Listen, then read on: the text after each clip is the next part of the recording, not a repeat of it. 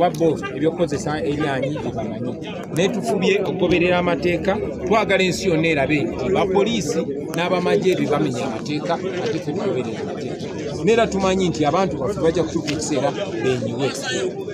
Kati kiki kyemuzaako kubanga tumanyi n'enkya olunaku oludako era bigenda kubeera enkya tugenda bushenyi n'eshaka era tugenda kugoberera byonna bye twayogerako.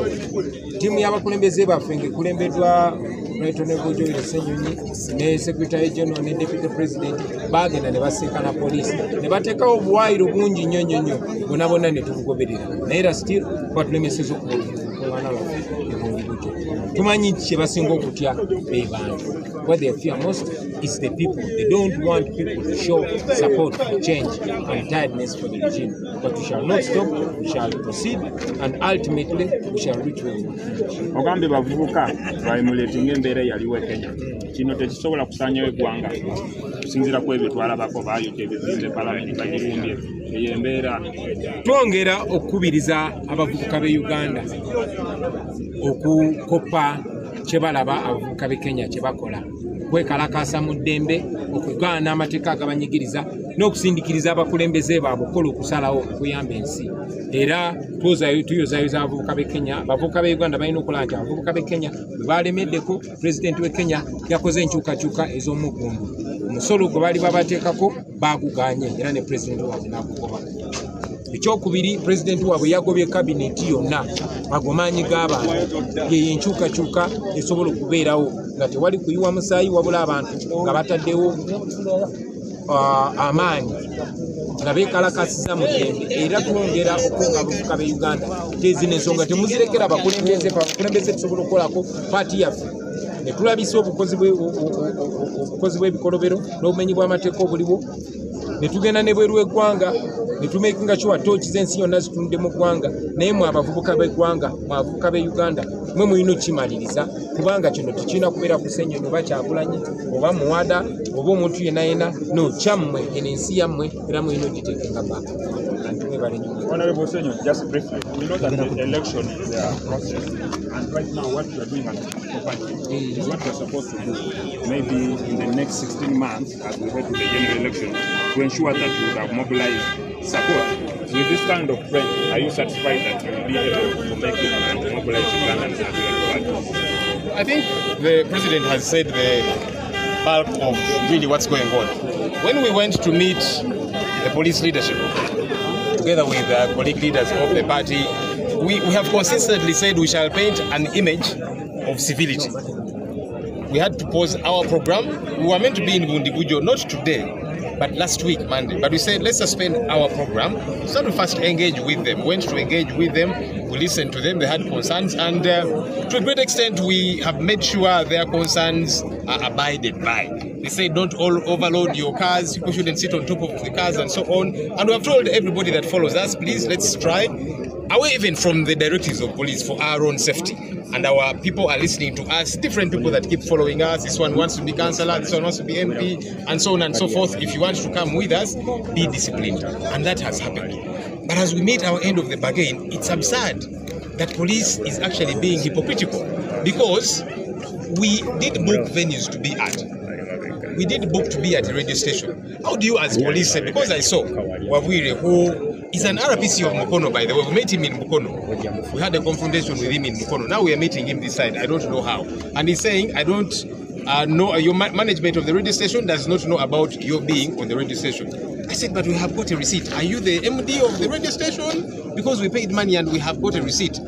You see, if police has got particular venues they want us to go to, let's first finish the venues that we are planning to go to, because we can't be organizing a rally at Boma grounds, then police and the military is also organizing another rally for us somewhere else. Let's first finish our rallies. If they want us to be at some other venues and meet other people, we can come another time, but after we have finished our programs. All right, so we want to call on police and the military, please do not push us. We are trying to be as civil as we possibly can. Do not break the law.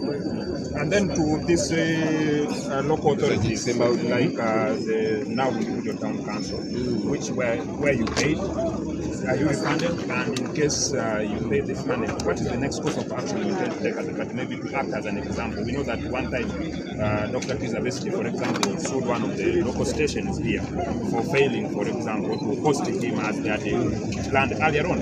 For you as a party, because I want to believe that there is a point where to show an example that if you reached an agreement with the body, you are supposed to fulfill part of your bargain.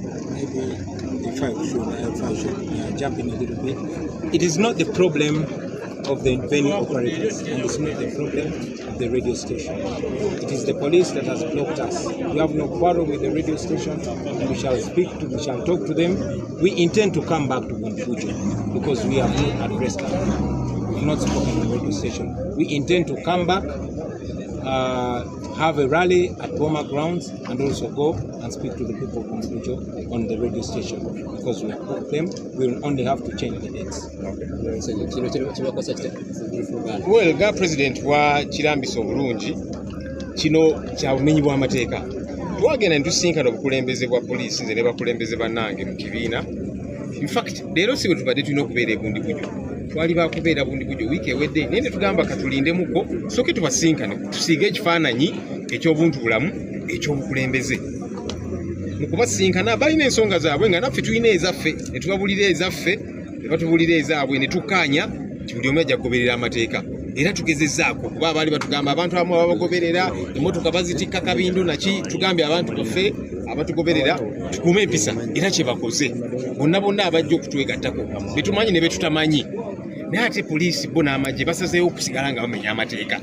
Twabuukinga Boma grounds receipt tuzirina, twabuukinga okubeera ku radio station development FM naye ate RPC wabwire kutwasanga emukono ate kutusanze side eno agamba nti management ya radio tekimanyiiko nitugamba sokoleke kakati goyogera nga managing director wa radio twasasula receipt tugirina kati kikyotegeeza twagala poliisi n'amagye bwe babanga balina ebifo ebimu bye baagala tutuukemu tetulina buzibu kuba tetuyinza kubanga tutegese rale Boma grounds ate ne poliisi naye netutegekera awalala katusooke ffe tutuuke gye tuplaninza okubeera.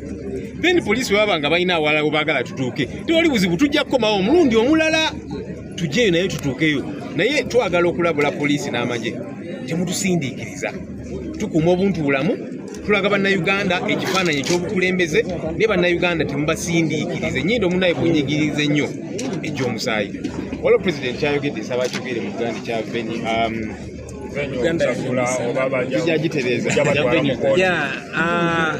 nga bwe tukyogeddeko buno obuzibu si bwa radio station, buno obuzibu si bwa badukanya kisaawe, buno obuzibu bwa poliisi yetadde musanvu mu kkubo netulemesa okutuuka gye tubadde tugenda. Ekisaawe kibadde kiggule nga twakisasudde nga waliyo n'ebyuma bye tulina okwogererako n'abantu ne radio station baadde batulize ne poliisi ne galama. So obuzibu si bwa radio oba bakisaawe era tetulina lweyonga era tusuubiza abantu b'ebundi bujo nti tujja kukomawo kuba ekisaawe twakisasula dda ne radio twakisasula dda just nsonga ya kutuusa date tujja kukomawo lazima tujja kukomawo ebundi bujo tujja kutuuka ebundi bujo tujja kwogera n'abantu b'ebundi bujo mu Boma grounds tujja kwogera n'abantu b'ebundi bujo mwebale nnyo mwebale